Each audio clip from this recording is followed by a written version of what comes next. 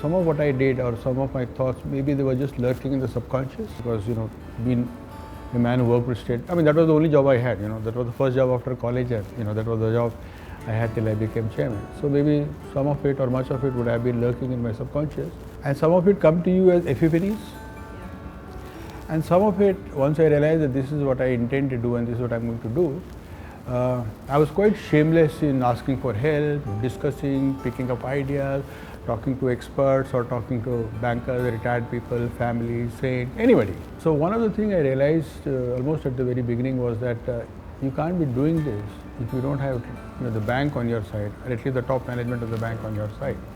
At the beginning there were sort of two things happening. One was that what I thought was not right with the bank and what could be set right, maybe a slightly strong face, but what could be corrected just by executive order. So I made several changes, moving people around, stopping this, doing that I started sort of doing from day one or week one, etc.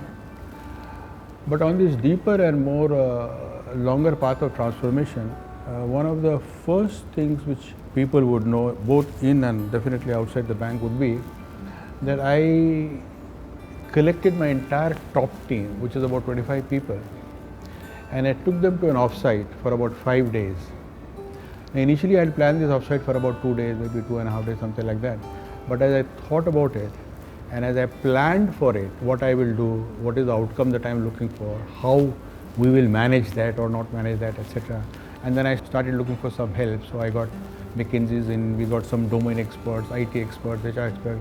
We crafted a program. Day one we'll do this, day two. The idea was to get a buy-in from all these 25 people who are the very top people in the bank. And this is something which had not happened in the bank before, number one.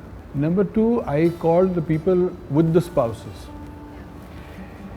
And that was also a very rare thing in the sense that not only were the spouses invited, but the spouses are pampered. So it was a slightly different atmosphere that we created.